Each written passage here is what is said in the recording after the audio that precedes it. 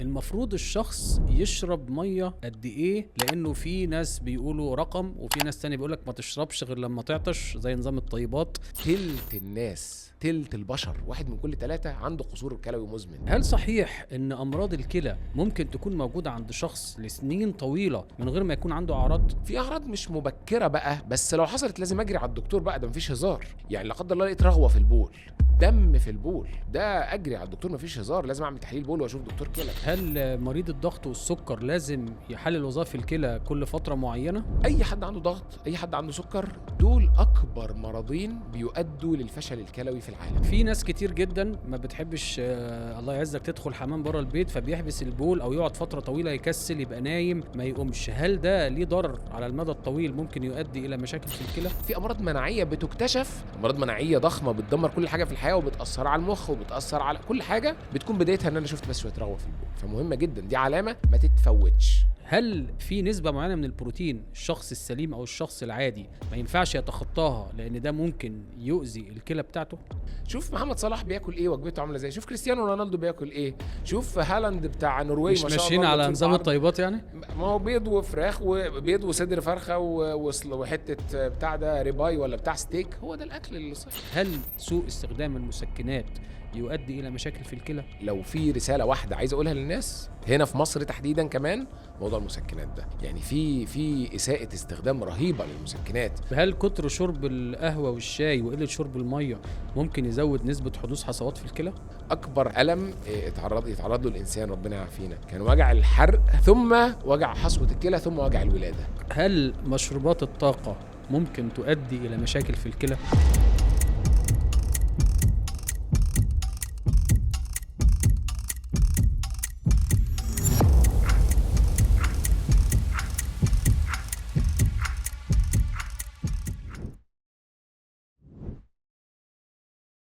ما كانش ينفع دكتور محمد منصور يبقى جاي من انجلترا اجازه في مصر وما يعني لازم نستغله. دي تاني حلقه، احنا طبعا عملنا حلقه تانية عن نظام الطيبات، هنحط لكم الرابط في صندوق الوصف. والنهارده بقى الحلقه اولا انا سعيد ان انا بشوف حضرتك والله، وجيت لك بقى في ملعبك، يعني حلقه عن الكلى. طبعا يعني عضو الكلى عضو مهم جدا وحيوي جدا في جسم الانسان، والممارسات بتاعتنا دلوقتي والطريقه اللي الناس عايشه بيها بقى في حاجات كتير جدا بقينا، يمكن حضرتك طبعا تقول لي، بقينا بنشوف ناس بيجي لهم مشاكل في الكلى في سن صغير. فالنهارده بقى هتبقى حلقه دسمه، هنتكلم على كل ما يخص صحه الكلى. هنتكلم اكتر عن الوقايه من مشاكل الكلى، لان دايما الوقايه خير من العلاج. وما برضه مفيش مانع احنا نتكلم عن بعض العلاجات، لكن احنا عايزين النهارده المشاهد او المستمع يطلع بفايدة ازاي يحمي الكليتين بتوعه بطرق طبيعية. فأول حاجة أنا بشكر حضرتك يعني إن أنت مدينا من وقتك يعني، ووقت أجازتك طبعا بيبقى الوقت أنا عارف بيبقى ضيق قوي، ربنا يحفظك، وربنا يجعله في ميزان حسناتك ربنا يا رب. يبارك فيك، وان شاء الله تبقى حلقه مفيده للناس اللي ممكن ما تعرفش اصلا ان الكليه دي حاجه مهمه، وان هم محتاجين يعرفوا عنها حاجه. فخلينا نستغل الفرصه دي ونسوق للكليه اللي مظلومه عند ناس كتير. طيب دي احنا عايزين نتكلم بطريقة مبسطة عشان الشخص اللي قاعد يفهم. طبعا. عايزين نعرف من حضرتك ايه هي الكلى دي اصلا ووظيفتها ايه؟ طيب، يمكن كل الناس او غالبيه الناس عارفه ان الكليه دي هي المصفى بتاعت الجسم، وده تشبيه جميل جدا. احنا الدم اللي بيلف في جسمنا ده اللي هو بيوصل للجسم كل حاجه محتاجها تقريبا، اكل وشرب، وياخد السوائل ويوصل السوائل وياخد الاكسجين. الدم ده عنده بيلف جسمنا كله، عنده محطتين رئيسيين في الجسم، بيروح الرئتين يجيب الاكسجين، الهواء اللي احنا بننفسه ده ياخد الاكسجين، ويروح الكليتين يفضي كل عفوا الزباله اللي فيه، الحاجات الوحشه اللي فيه كله يفضيها، اللي هو احنا بنشوفها ايه، بول بينزل. لو قلت الواحد الرئتين مهمين ولا مش مهمين، اعتبر ده سؤال مجنون، يعني واحد اكتم نفس واحد لا قدر الله هيموت. فالكليتين زي الرئتين، الكليتين دول المصفى دي، تخيل انا حبستها عن واحد وقفتها، او واحد ربنا يعافينا زي ما ناس كتير ما عندهوش كلى، كليته باظت، يبقى الله يعزك بقى الزباله دي كلها، الحاجات الوحشه كلها اللي في الدم دي محبوسه، السوائل دي كلها محبوسه. بس يعني اظن الصوره كده وضحت. يعني الكلى هي مصفة الجسم بالزبط. من السموم، بالظبط، مظبوط كده؟ والميه والحاجات الوحشه كلها، الميه الزياده. طيب هل صحيح ان امراض الكلى ممكن تكون موجودة عند شخص لسنين طويلة من غير ما يكون عنده اعراض؟ طبعا طبعا، ده هو من كرم ربنا ورحمته بينا ان مدينا خلايا كلى زياده جدا. احنا بنقول خلايا كلى، هي الكليه ايه، فيها حاجات صغيره اسمها الكبيبات، اسمها النفرونز، دي اللي بتعمل شغل الكلى. فالكليه دي او الكليتين بتوعنا دول 2 مليون كبيبه صغيره. مش مهم بقى الكبيبه ديت، مش هندخل في تفاصيل، ولكن الشغل بتاع الكلى ده التصفيه والتنظيف والتكوين البول، كبيبات صغننه خالص كده. ربنا مدينا منهم 2 مليون تقريبا. احنا محتاجين حوالي 500 ألف واحدة بالكتير، يعني ربع الكليتين بتوعنا دول. فتخيل حضرتك عمال احنا بقى بنعمل بلاوي من اللي هنتكلم عنها بقى، بنأذي نفسنا ويجي لنا جفاف وعدوى ومسكنات وبلاوي بنعملها طول العمر، وضغط عالي مش بنتحكم فيه لحد ما نوصل لمرحلة كل ده احنا مش حاسين، ولو احنا حتى كويسين وبنروح نعمل تحاليل مش باين في التحاليل ومفيش اعراض، لحد ما نوصل ان الربع الاخير اللي في الكلية، اخر 500 الف كبيبة دول بدأوا يبوظوا. ساعتها نبدأ نشوف مشاكل في التحاليل، ساعتها نبدأ نشوف اعراض. عارف حضرتك، تخيل حضرتك معاك فيزا كارد مثلا، معاك الفيزا بتاعتك، بلاش حضرتك، خلينا الواحد معاه الفيزا كارد بتاعه وهو عارف ان في فلوس في البنك، وعمال يروح كل حته يشتري ويصرف ويشتري ويسحب ويدفع ويخبط الكارت ويحط الفيزا، وعمره ما بيفتح التطبيق بتاعه او عمره ما يروح البنك يسال معاه كام. هل ده نعتبره انسان عاقل؟ لحد مثلا ما يجي يوم رايح يشتري الاكل الاساسي بتاعه يلاقي الاكل خلص، الفلوس خلصت، يدفع بالفيزا يلاقي مفيش فلوس. هل ده انسان عاقل؟ لا طبعا.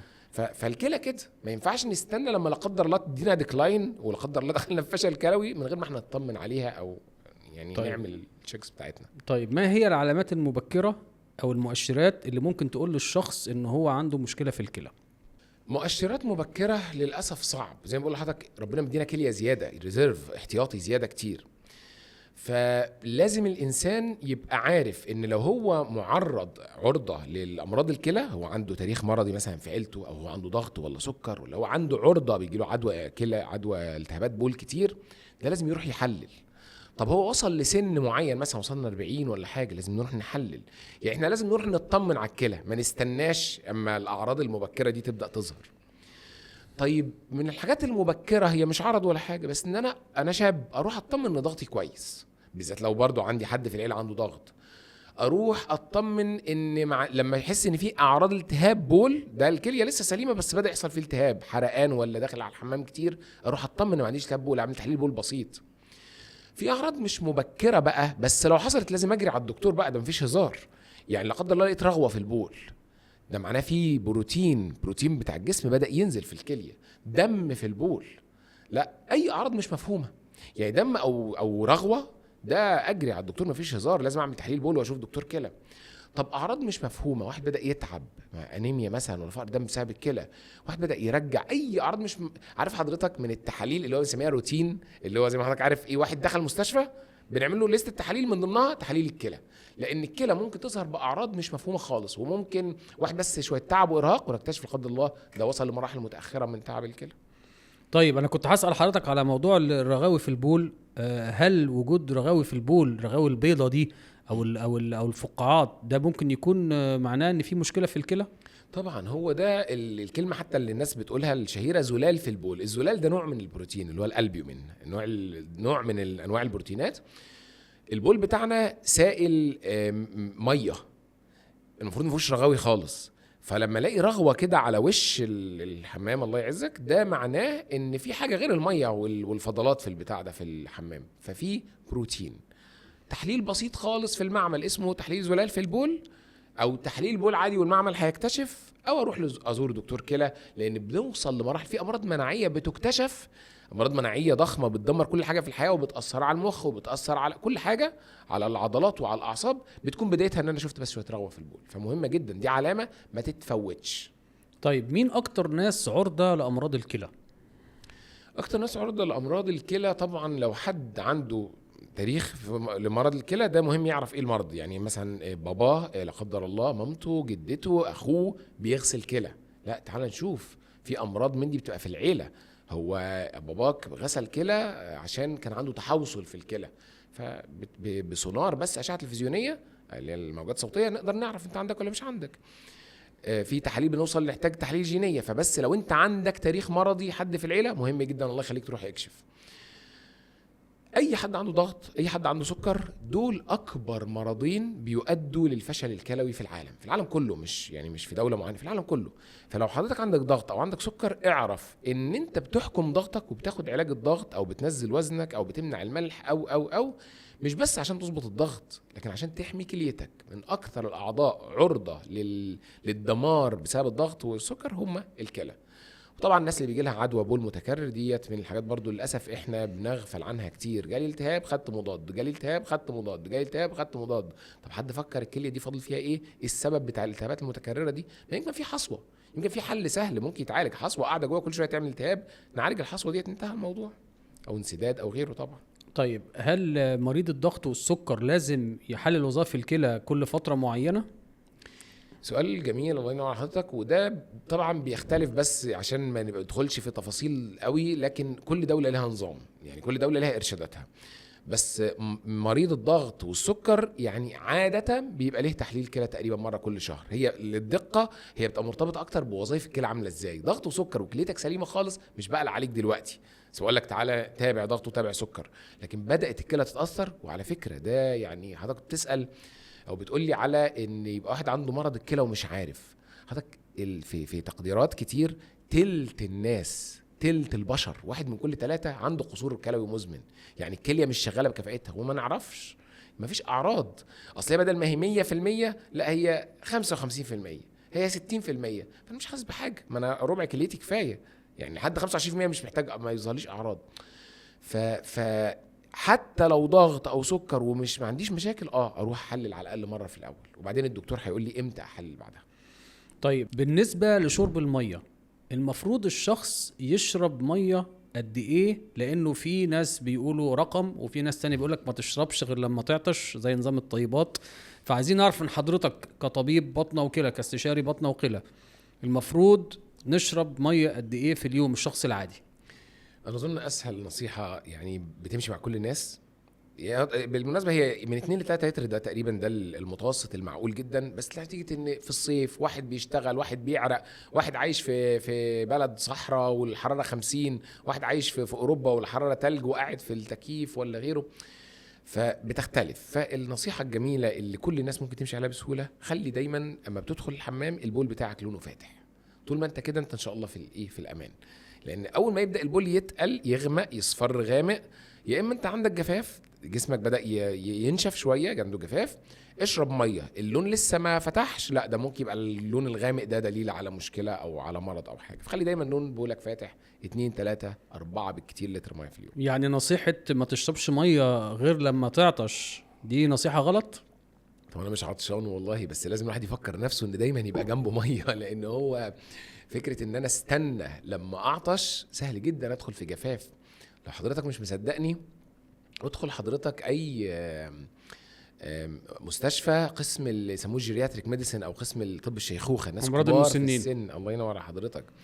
الناس دول وبالذات الناس اللي بدأ يدخل فيها مثلا خرف الشيخوخه، الزهايمر والحاجات اللي زيها، الناس دي بتنسى تشرب، بتنسى تاكل. فلو ما بدأش ياخد باله، هو مش عطشان فمش هيشرب، لان هو لما يعطش هيطلب ميه، بس هو مش بيفتكر يشرب غير لما يعطش. كل شويه هتلاقي في الاقسام ديت مرضى محجوزين بفشل كلوي حاد نتيجه انه نسى يشرب، فجاي لنا بفشل كلوي حاد. يعني ده منتشر جدا، مش مصدقني حضرتك روح زور اقرب قسم مسنين. طيب هل فعلا شرب الميه كتير ممكن يأذي الجسم؟ طبعا ممكن، بس الحته دي بصراحه يعني انا بمارس الطب بقالي اكتر من 18 سنه. عايز اقول لحضرتك انا ما شفتهاش ولا مره في حياتي غير في الاخبار، اللي هو ايه، كان في ماراثون مثلا الناس بتجري 25 كيلو ولا حاجه ماراثون، وما كانش فيه ميه كفايه، او ناس ناست تشرب او عفوا ناس شربت كتير. عارف حضرتك في الماراثون او في السباقات دي تلاقي كل 100 متر ناس واقفين بازايز ميه بيوزعوا عليهم، فعمال يشرب يشرب يشرب. وكمان دلوقتي في وعي في الناس اللي بتجري وبتلعب رياضه ان لازم يحط كمان صوديوم او الكترولايتس او حاجه، او ياخد محلول معالجه جفاف، ابسط حاجه ورخيصه.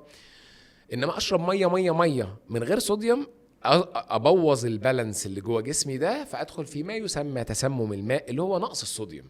بس دي حاجه بصراحه نادره. يعني في ناس بيجي لها امراض تؤدي الى ذلك، امراض نفسيه تخليه عمال يشرب برضه ميه كتير جدا ويدخل في المشكله دي. لكن ان انا اطلع كده اقول للناس يا جماعه خلوا بالكم ما تشربوش ميه كتير عشان ما تدخلوش في تسمم ميه، ما شفتهاش ابدا بصراحه في حياتي.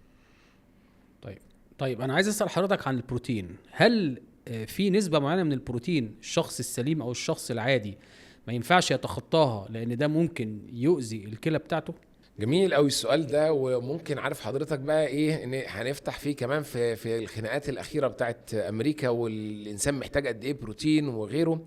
بس خلينا نقول ان في عموما في الطبيعي الانسان محتاج ما بين جرام الى 2 جرام بروتين لكل كيلو جرام من وزن جسمه، يعني تقريبا 70 ل 140 جرام بروتين في اليوم اكتر الناس.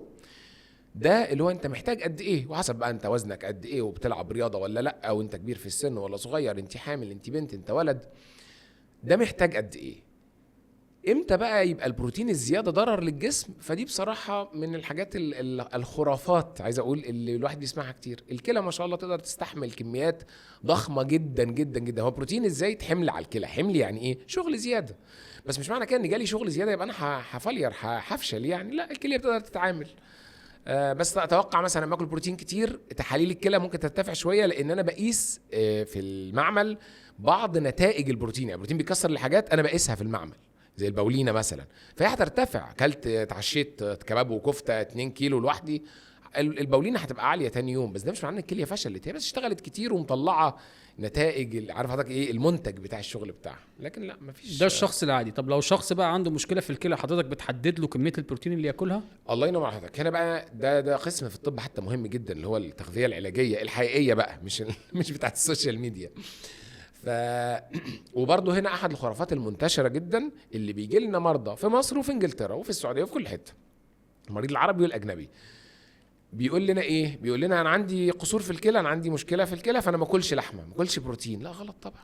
ليه هي منتشره؟ لان من 30 سنه اظن لما انا في بدايه كليه الطب بتاعتي كان هو ده اللي كنا فاكرينه، ان الكليه لما تضعف ما تستحملش تتعامل مع البروتين. ده مش حقيقي، كل الناس محتاجه بروتين. كان في بيقولوا تاكل ارانب بس او سمك بس او حاجات زي كده. هيفضل طبعا اللحمه البيضاء افضل من اللحمه الحمراء، بس ما فيش حاجه ممنوعه، بس الكميات بقى. وبعدين عشان كميه الفوسفور اللي في اللحمه يعني حضرتك. بس تاني في خرافه اسمها ان مريض الكلى ما ياكلش لحوم، لا خالص، محتاج ياكل لحوم زي كل الناس. زي ما حضرتك قلت اللحمه البيضاء افضل، كميات اللحمه هتقل، مش هنروح ل 2 جرام بروتين طبعا، هنبقى اقل من 1 جرام، بس هو محتاجه عشان يبني عضلات وعشان يكبر علشان تختلف من شخص لشخص بقى، بيحددها الطبيب المتخصص. بالظبط. وده التغذيه العلاجيه بقى. الله ينور عليك. طيب من ضمن الاسئله كتير جدا الناس بتسالها سواء رياضيين او حتى ناس ماشيين على اي دايت معين، البروتين باودر، هل البروتين باودر مضر للكلى؟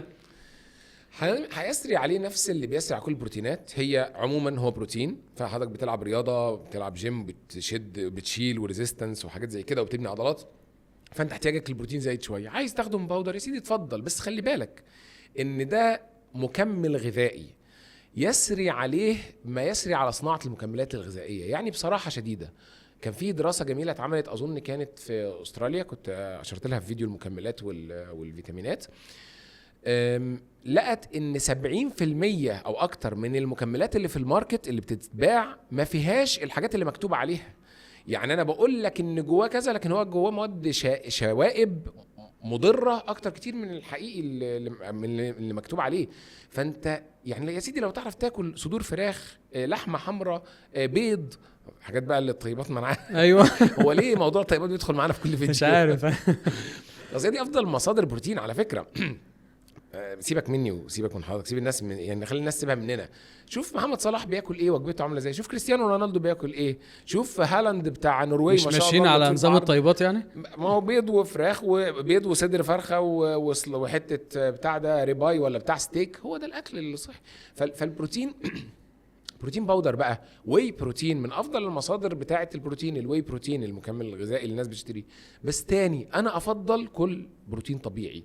احتاجت مكملات، خلي بالك بقى انت جيبها منين ومصدرها ايه ونقيه ونظيفه ولا لا. انا هنا هقول لحضرتك انا شخصيا بعمل ايه. انه في دلوقتي في انواع كتير جدا من البروتين باودر بتتباع، بيبقى حاجه اسمها ثيرد بارتي تيستد، يعني بيبقى في شركات مستقله ملهاش مصلحه بتاخد عينات من البروتين باودر يقول لك نسبه الشوائب قد ايه. فانا بقيت ان انا لو هشتري لقيت فعلا انواع معينه مشهوره جدا طلع فيها نسبة شوائب كبيرة، وحاجات بتبقى فعلا مضرة ممكن على المدى الطويل تعمل مشاكل في الكلى. وفي شركات دلوقتي بتاخد عينات عشوائية وتحلل حاجة يعني زي نون بروفيت كده علشان يفيدوا الناس. فلازم الواحد فعلا يتحرى، لأنه برضو في ناس بتدور على الأرخص، إنه ياخد كمية بروتين أكتر وسعره أرخص، فده أكيد هيبقى على حساب الجودة.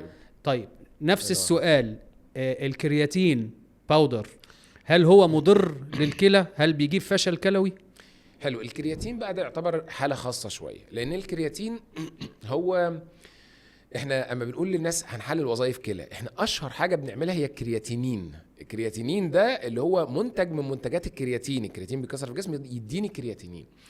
فانا طبيعي جدا ان انا خدت جرعة كرياتين اروح حلل كلى الاقي الكرياتينين على وظائف الكلى علت. فمن الاول كده انا ابقى عارف انا هاخد كرياتين بغض النظر عمل ايه في كليتي، هو هيرفع وظائف الكلى، بس ده بنسميه ارتفاع زائف. يعني ايه؟ يعني انت كليتك زي ما هي لسه ما حصلهاش حاجه، هو بس التحليل في المعمل انا بقيس حاجه انت بوظتها لي، بوظت لي التحليل بتاعي. فده اولا كده. طيب هل الكرياتين نفسه بقى كمكمل غذائي مفيد اصلا للناس اللي بتلعب جيم ولا لا؟ في دراسات بتقول بينفخ العضلات وعلى فكره هو نفخ العضلات فيه جزء منه ميه كمان، يعني بيخلي العضلات تمتص الميه، فجزء منه شكل. وده الناس اللي بتروح تلعب جيم هو برضو عايز شكله يتنفخ، يعني هو عايز فورمه الساحل ديت، وده جزء من الفلوس اللي هو دافعها، فانا لا الومه.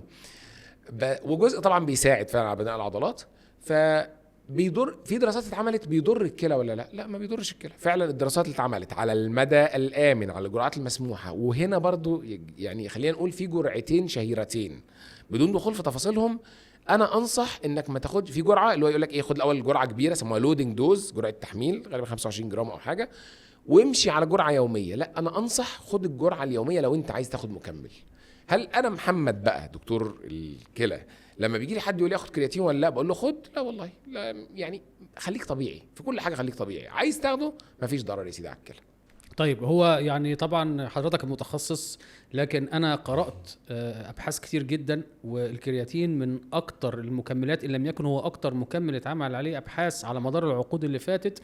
ووجدوا دلوقتي ارتباط بين الكرياتين مش بس علشان الكتلة العضلية وعلشان ان انت يبقى عندك طاقة اكتر في الجيم، لا، وجدوا ان الكرياتين ده مهم جدا علشان وظائف المخ وعلشان الوقاية من الزهايمر. فاصبح كمان دلوقتي في توصيات حتى من اطباء الشيخوخة او اللي هم بتوع اللونجيفيتي، عفوا مش الشيخوخة، اللي هم إطالة العمر، متخصصين باذن الله ان هو يتحافظ على صحتك، ان هم دلوقتي بينصحوا ان انت حتى لو مش بتروح الجيم انه تاخد زي ما حضرتك قلت الجرعه الاقل اللي هي ال5 جرام من الكرياتين يوميا. جميل. وطبعا الكرياتين يمشي عليه نفس البروتين، ان انت بتدور على الحاجه اللي ما فيش فيها شوائب، الحاجه اللي ما بتتعبش الجهاز الهضمي. يعني في انواع طبعا زي كريا بيور، الحاجات اللي بتبقى مايكرونايزد كرياتين، الحاجات اللي زي كده. لكن الكرياتين ما بيجيبش فشل كلوي الا لو الشخص عنده مشكله في الكلى. هنا بقى لازم يرجع الطبيب متخصص، ما ينفعش ياخده من نفسه طبعا. وعنده مشكله في الكلى، هو هيبدا ياخد كرياتين وظائف الكلى هترتفع زياده، هيعمل لي مشكله بقى. عارف حضرتك اللي هو انت اصلا انا قاعد قلقان على الكرياتينين بتاعك، وظائف الكلى عامله ازاي، تقوم انت تروح تاخد حاجه؟ لا، على الاقل خلاص ارجع للدكتور بتاعك بقى. طيب بنسمع كتير عن ناس بتاخد مسكنات، بنات شباب صغيرين بياخدوا مسكنات كتير، ضرسه بيوجعه، كتفست، كتفلام، الكلام ده، ويفوجئوا ان هم دخلوا في مشاكل في الكلى. هل سوء استخدام المسكنات يؤدي الى مشاكل في الكلى؟ السؤال جميل ويحمل الإجابة، وشكرا على تنبيه الناس للنقطة دي، لأن فعلا لو في رسالة واحدة عايز أقولها للناس هنا في مصر تحديدا كمان، موضوع المسكنات ده. يعني في إساءة استخدام رهيبة للمسكنات. الناس بتستسهل إنها تروح للصيدلية تاخد مسكن مؤذي زي ما حضرتك قلت. أنا مش عايز أقول أسامي عشان مبقاش ضد شركة معينة، لكن هي اللي هو الديكلوفيناك والأيبوبروفين، المواد دي لها أسامي كتير مشهورة بقى، حقن، وناس بتستسهل جدا الحقن اللي هي جرعات عالية جدا، وحقنة النهاردة وحقنة بالصبح وحقنة بالليل. وبعدين يجيب فشل كلوي. هو الواحد لو يعرف وهو بياخد الحقنه ديت ولا بيدوب الباكو ده في ميه وهو بياخده، لو يعرف مريض غسيل الكلى حياته عامله ازاي ومريض الفشل الكلوي حياته عامله ازاي، هيفكر 1000 مره. من الحاجات اللي استغربتها قوي بصراحه هنا في مصر ان ثقافه البنادول، انا هنا كده بسوق لشركه فخليني اقول ثقافه الباراسيتامول، لان هنا في مصر في شركات تانية كتير، مش عارف ادول ومش عارف في كتير قوي. فثقافه الباراسيتامول مش منتشره هنا في مصر. الناس في امريكا يسموه تايلينول مشهور. ايوه اسيتامينوفين. هناك أيوة. منتشر ثقافه التايلينول في امريكا، باراسيتامول اللي هو البنادول. ايوه في انجلترا البنادول. الثقافه منتشره، اللي هو الناس عارفه ايه الجرعه القصوى اللي تاخدها الاول من البنادول او من التايلينول في امريكا قبل ما يروح لدكتور او قبل مثلا ما ياخد حاجه تانية. انما هنا الناس بتروح لايه؟ الناس عايزه من الاخر، فيروح بقى للحاجات القويه اللي انا مضادات الالتهاب بقى، مضادات الالتهاب اللي هي سميها النون سترويدال. ده اذى رهيب يا جماعه. الباراسيتامول بنادول بقى ولا غيره امن للكلى، امن على اكتر ناس، وانا مش ماليش علاقه بالشركه ولا باخد منهم حاجه، بس ده يعني يعتبر من امن الادويه اللي موجوده في العالم حاليا. بس بيعمل مشاكل في الكبد لو ايوه زادت طبعا الجرعة. بس يعني عارف حضرتك ايه اللي هو الناس بتسمع دي بتفكر ان مثلا اخد حبايه بروفين ده ممكن ابوظ الكلى، مثلا اخد حبايه بنادول ابوظ الكبد. لا خالص، ده انا ممكن حبايه بروفين تدمر الكلى حقيقي، حبايه واحده ممكن تدمر الكلى. هو الغالب ان بيسميها دوز ديبندنت، يعني حسب خدت قد ايه. يعني انا مثلا في ال3 سنين الاخرانيين خدت نص كيلو بروفين مثلا، فعلا يعني التوتال كام بتاعي كام جرام عشان ابوظ الكلى. بس في الحقيقه ممكن حبايه واحده نتيجه رياكشنز معينه تدمر الكليه تماما، حبايه واحده. ده البروفين واللي زيه والديكلوفيناك. لكن البنادول مفيش حاجه اسمها حبايه تبوظ الكبد، ده انت عايز تاخد بقى ايه، يا اوفر دوز بقى، لازم تعدي الجرعه الامنه للشخص العادي.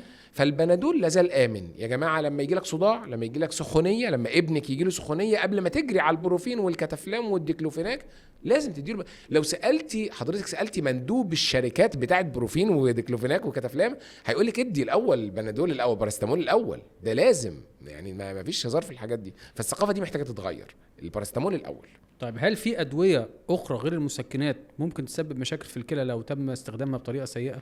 طبعا كتير جدا، ويعني صعب نقعد حتى نعدهم، بس من اشهرهم المضادات الحيويه. يعني المضادات الحيويه فيهم اكتر ادويه بتؤدي للتفاعل اللي كنت بقول لحضرتك عليه، اللي هو ممكن حبايه واحده تدمر الكلى. من ضمنها حاجات زي الكواموكسيكلاف اللي هو احنا عارفينه باسامي هايبيوتيك واوجمنتين ومش عارف ايه، ده من الحاجات المشهوره جدا. وادويه مضادات حيويه تانية كتير. فبرضو استعمال المضادات الحيويه مش بس بيعمل لنا مقاومه ميكروبات، لا يدمر الكليه للاسف الشديد.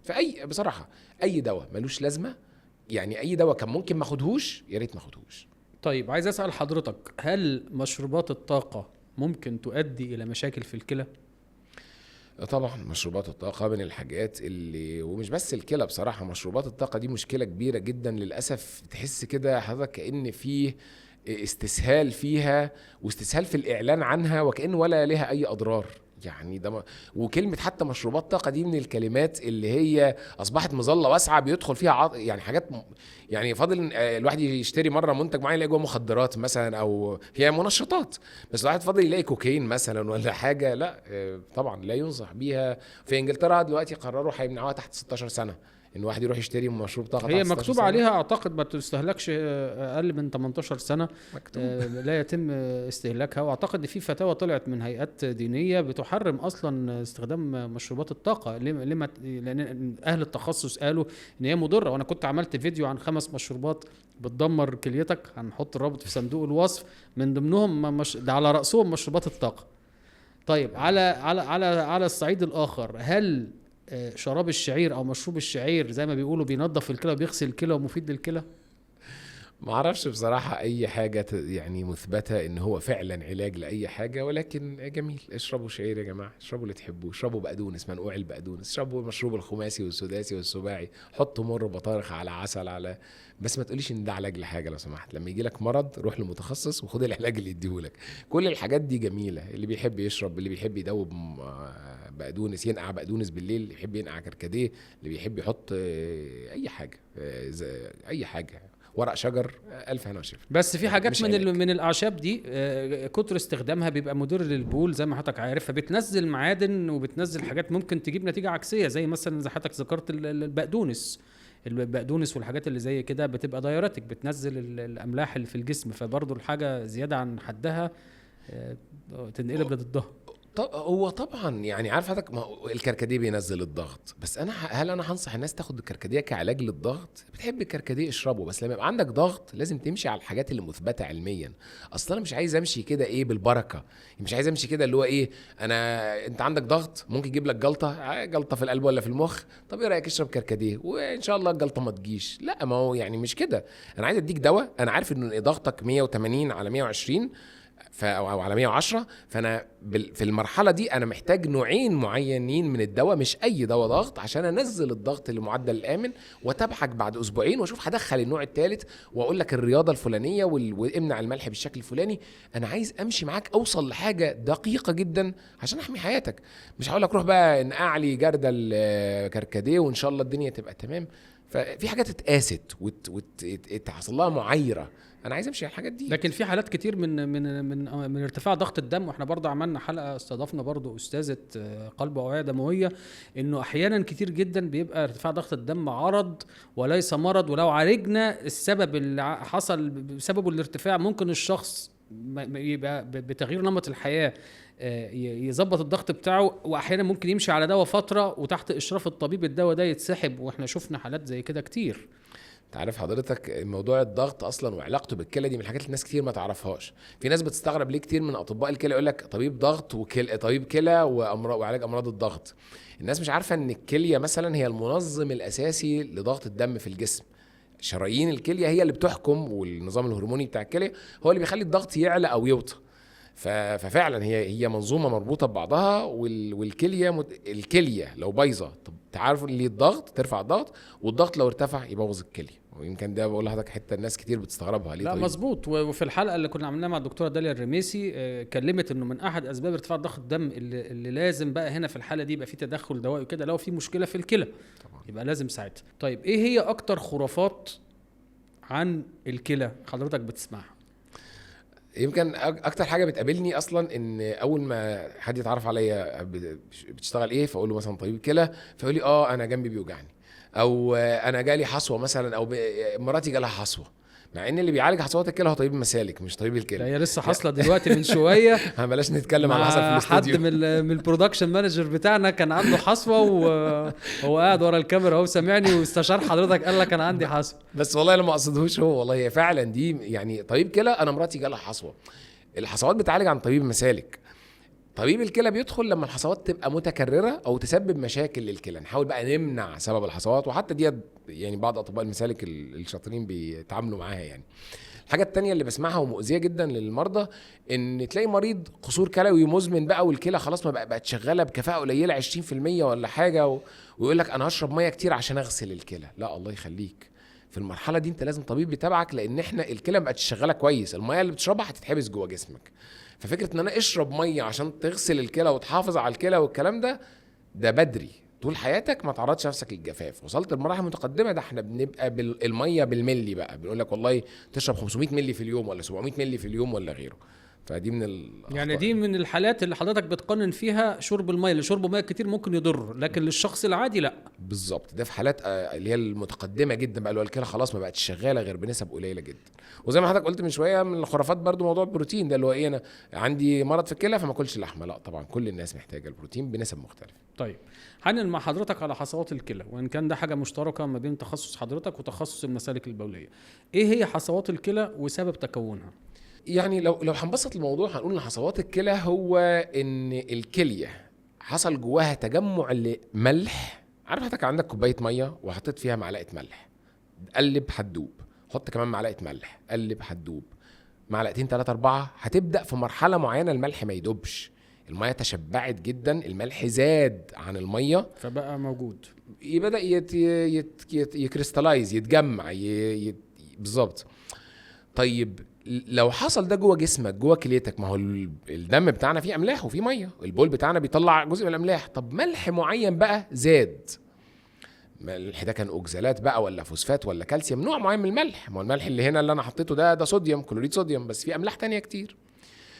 الملح زاد جامد او الميه قلت، الجفاف اللي كنا بنتكلم عليه، فاصبح ايه، ما هي لو الميه قلت او الملح زاد في الحالتين كده نسبه الملح زادت فيبدا يترسب في شكل حصبات. طبعا في اسباب تانية زي ان مثلا الحمضيه بتاعه البول تتغير، في درجه حمضيه معينه في انواع معينه من الملح بتترسب. طب في عدوى زي ما بيقولوا الناس اللي بيجي لها عدوى متكرره، العدوى دي اصلا بتخلي حصوات تتكون. الخلاصه ان شويه املاح اتجمعت جنب بعضها لزقت في بعضها، وسواء في عدوى او مفيش عملوا لي كتله كده اللي هي الحصوه. الحصوه دي بقى كان نوعها ايه، كانت بتشكوك ولا لا، كان عليها بكتيريا ولا لا، بتوجع، بتنزل دم، بتعدي في الحالب، بتعمل مغص كلوي ربنا يعافينا زي واحده بتولد، يعني من اكثر الالام. اذكر كان في مره قريت زي سيرفي يعني عاملينه، اكبر الم يتعرض له الانسان ربنا يعافينا كان وجع الحرق، البرن، الحرق ربنا يعافينا، ثم وجع حصوه الكلى، ثم وجع الولاده. يعني كان جاي وجع حصوه كلى بتعدي. خلي بالك حضرتك، في ناس كتير تقول لك طب انا عندي حصوه ومش حاسس بوجع. ايوه، ما هي قاعده فوق في الكليه في حته واسعه نسميها حوض الكلى. ربنا يحفظك ويعافيك لما بتنزل في المجرى في الحالب، وخصوصا لو هي من نوع الحصوات المشكوكه، في حصوات سبايكي مشكوكه، الله يحفظك ويعافيك يعني ايه، فاللي عنده حصوه يعالجها. طيب هل كتر شرب القهوة والشاي وقلة شرب المية ممكن يزود نسبة حدوث حصوات في الكلى؟ كتر شرب القهوة والشاي، القهوة والشاي اصلهم ليهم تأثير يعني هما سوائل، فدي حاجة حلوة، انت كويس كده بتشرب. بس انت حضرتك هما ليهم تأثير مضر للبول زي ما حضرتك عارف، بيخلوك تخسر سوائل من جسمك. فاللي فاكر نفسه قاعد بيشرب شاي وقهوة وانا كده باخد السوائل بتاعتي، انت اكشلي بتخسر سوائل. والتأثير المضر للبول ده كويس في حاجات، بس ما تنساش ان انت جسمك بينشف، فلازم يبقى فيه جزء من مشروباتك اليومية مية وعصاير طبيعية وحاجات دي. عشان كده دايما فنجان القهوة بينزل معاه كوباية مية. الله ينور عليك، الله ينور عليك، حلوه دي. يعني هم الناس اللي في القهوه فاهمين جسمنا شغال ازاي. شكرا. طيب ايه الفرق بين الفشل الكلوي الحاد والفشل الكلوي المزمن؟ فرق جامد جدا، ومهم ان الناس تبقى عارفاه، علشان اولا ما يتخضوش جدا جدا جدا لما يتقال لواحد انت ربنا يعافينا كليتك وقفت ومحتاجين نغسل غسله. دي كلمه بترعب الناس طبعا. الناس عارفه ان ايه ده، يعني انا هعيش عمري على غسيل؟ مش دايما، احيانا كليتك وقفت مؤقتا وان شاء الله هترجع خلال يومين 3 4 5، بس عشان السموم اللي الكليه دي كان المفروض تنظفها مش بتنظفها دلوقتي فهتتجمع، فانا محتاج اغسل لك غسله او 2. يعني مكانه الغسيل دي مش بوبع، مش رعب، مش حاجه وحشه. انا باخد دمك انضفه بدل الكليه وارجعه لك، بعمل شغلانه الكليه. فلما واحد كليته وقفت مؤقتا نتيجه اي حاجه لاسباب كتير جدا، اخدك اغسل لك غسله ولا 2، انت ان شاء الله كليتك هتبدا ترجع وهتطلع، هتنتج بول والدنيا زي الفل. الفشل المزمن ده الكليه بقى على مدار فتره غالبا طويله بتتدمر، اشهرهم الضغط والسكر زي ما قلنا وغيره، والعدوى المزمنه. الكليه اتدمرت، ما بقاش فاضل لك خلايا شغاله، انت مرتبط دلوقتي يا بمكنه غسيل يا اما بزراعه تبدل تحط كليه جديده في جسمك طول العمر. مهم قوي نعرف الفرق بين دول ليه. اولا عشان ما نتخضش لما الدكتور في الرعايه مركزه ولا حاجه يقول لي انا محتاج غسله ولا غسلتين. الحاجه التانية لان للاسف ده باب كبير جدا للدجل والنصب في الحالتين.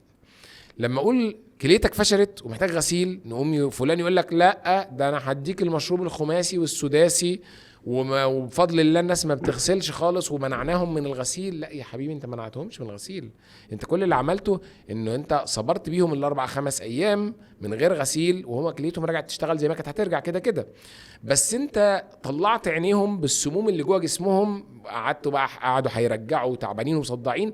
الدكتور كان عايز يديه غسله عشان ينظف السموم، عشان يخليه مرتاح في 4-5 ايام دول.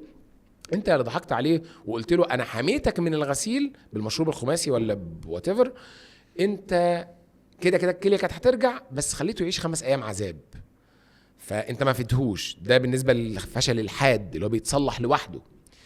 النصابين، ودي الأسوأ والأخطر، وللأسف شفتها في نظام الطيبات، تاني النظام اللي معانا في كل الفيديوهات ده، شفتها في مرضى الغسيل الكلوي المزمن بقى، اللي هو المريض اللي كليته باظت خالص بقى، وده لازم يعيش يا اما على غسيل يا اما يزرع كليه جديده.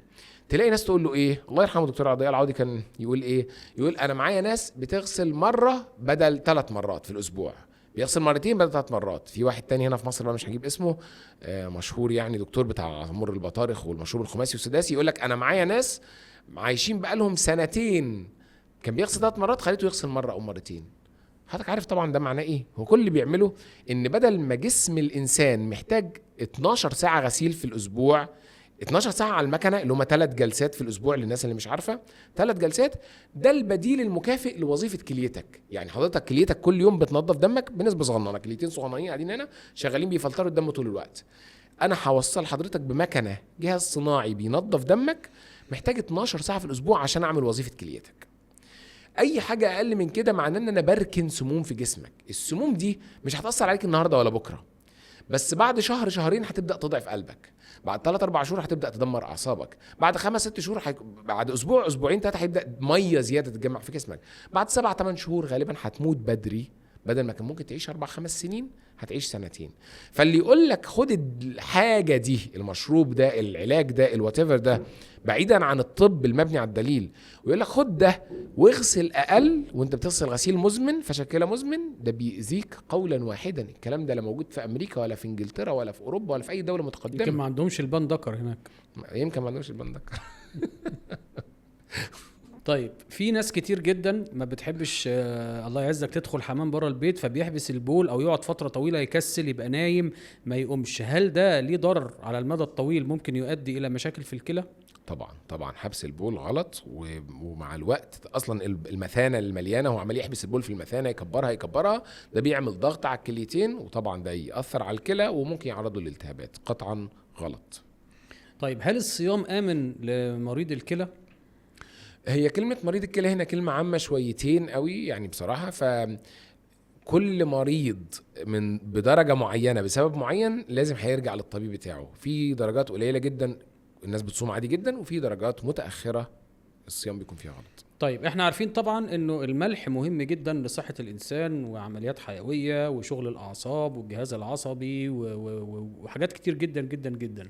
ومعروف طبعا انه المسموح حتى لو كان مريض عنده ضغط او عنده مشاكل، المسموح او المفروض جرعة الملح اللي هي معلقة صغيرة، معلقة الشاي ممسوحة من الملح.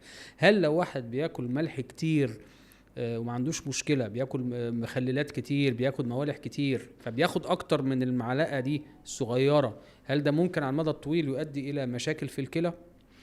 هو طبعا باستثناء الحالات اللي بتحتاج نسب معينة من الملح اكتر او اقل نتيجة حالات مرضية غدد او غيره، فاكتر الناس فعلا الاكل اصلا من غير ما يحط ملح عليه هو كافي بالنسبه له. ما هو العيش الخبز بتاعنا داخل فيه ملح، الطبيخ كله داخل فيه ملح، المعلبات كلها فيها ملح، فاحنا غالبا اصلا بناخد احتياجنا من الملح بدون ما نضيف، بدون اضافه ملح.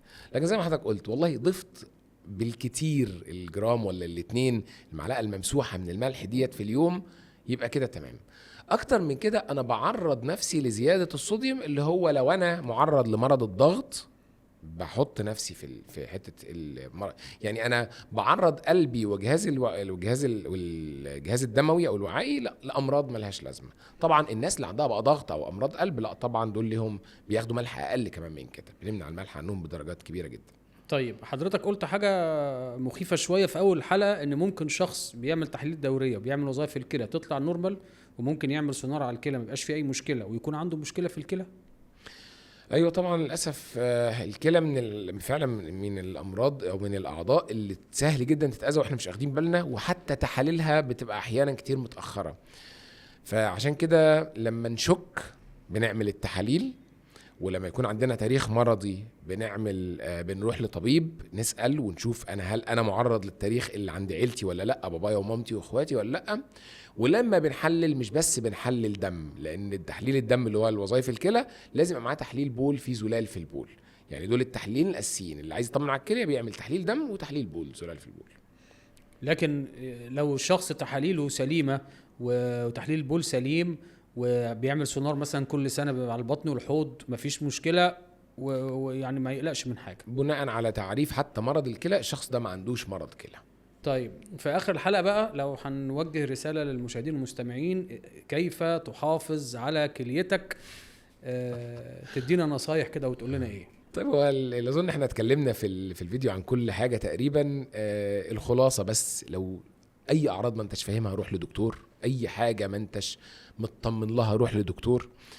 في علامات معينة بنقول لو حصلت شك في الكلى على طول، زي لو حصل تورم حوالين العينين، زي ورم في الرجلين، زي ما قلنا الرغوة أو الدم في البول. الناس اللي عندها ضغط أو سكر زي ما كررنا كذا مرة لازم يظبطوه بأقصى درجة.